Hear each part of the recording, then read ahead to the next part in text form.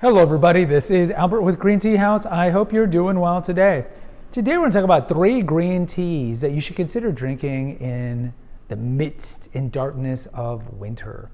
Now before we begin, if you haven't done so, please visit us here in Green, Texas, halfway between San Antonio and Austin. We'd love to meet you. Also subscribe and hit the notification bell so these episodes come fresh to you, and post a comment. Now traditionally, you really see this in Chinese herbal medicine, that there's going to be certain teas that we drink more in the summer and certain ones we do in the winter. And I'm not too familiar with Chinese herbal medicine or Ayurvedic medicine in India, but the idea of the yin and the yang over in Chinese medicine and how our body can be kind of hot or cold. And so we are going to drink or eat certain things given that kind of temperament or balance that we have in our body. You kind of think of soups, right? We don't eat a lot of soups when it's 100 degrees outside. We tend to consume them more in the winter. And you think maybe something like avocado or something that tends to be summery, we don't maybe eat as much in the middle of winter. Well, the same thing you could say of teas. When it gets cold, people tend to drink more of the more robust of the 6 categories of tea. So you're thinking of the high oxidized oolongs, black teas, pu'er, and then tisanes, cinnamon and peppermint and whatnot. And in the summer, now if you look at Texans, they'll probably still be drinking a lot of blacks because a lot of Texans just aren't too familiar with tea. But in general, if you look at a global tea consumption, then in the summer, people do tend to gravitate more toward greens and whites and lighter oolongs. And so now that we're in winter, and granted, if we're depending where you're at, the winters are not too bad over here in Texas. But in general, I would say that more people are drinking green tea in the summers than in the winter, cold or hot. But I want to consider maybe 3 green teas that you should consider drinking in the winter. Because in the winter, we tend to want to drink things that are more robust, things that are really good to put with milk and sugar, things that warm us. And of course, green tea can warm us, but we just don't gravitate toward that. So, no particular order. Genmaicha. So genmaicha is historically brown rice tea. Now, most genmaicha today is white rice, but historically, genmaicha is brown rice tea. So in its traditional form, it's 50% sencha and 50% toasted rice. Depending on where you get your genmaicha, it could look like Rice Krispies toasted rice. And there's normally going to be a popped rice kernel that looks like popcorn.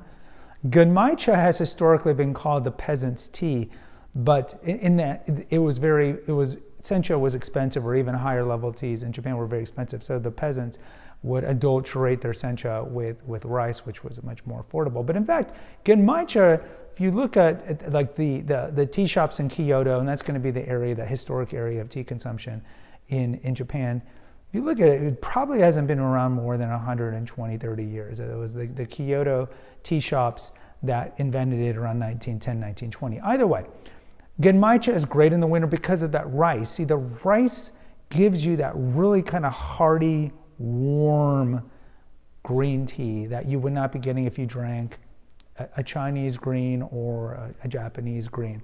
And so I definitely recommend it. There's a heartiness to it. Sometimes you can see genmaicha with, it'll be sencha and then half toasted rice, and then some people sprinkle matcha on it. You can certainly do that as well.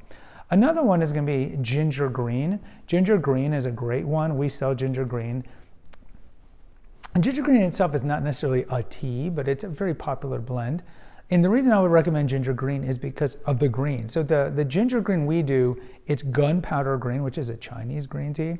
And then it's 2/3 of that and 1/3 of ginger pieces, organic ginger pieces. And the reason I recommend this is because ginger, of course, fights colds and flus, supports the immune system. It's a great antimicrobial, and it has a great taste to it. So in the winter, we tend to get more sick because we're getting less sunlight, less vitamin D. We tend to be more indoors and for other reasons. And so if you feel like you're getting sick, a ginger green, if you want to drink a green in the winter, would be a good option. And the third one I want to recommend is hojicha. So hojicha is toasted Japanese tea.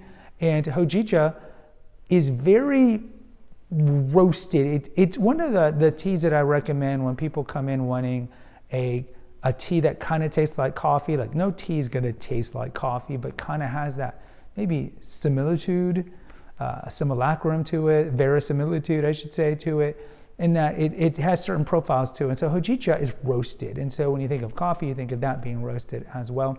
And it just has those black leaves, and it has a great kind of, I sense it as like a nice chocolate undertone to it. And for these reasons, it's a great tea to drink in the winter. If you milk and sugar it up or latte it, hojicha latte is very popular. It's almost like a healthier hot chocolate. It's really good with milk and some sort of sweetener.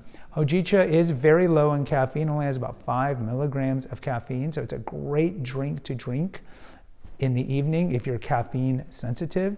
And same for genmaicha. Genmaicha is 50% tea and 50% rice, so it's another one that you can drink at night that's not going to have a lot of caffeine.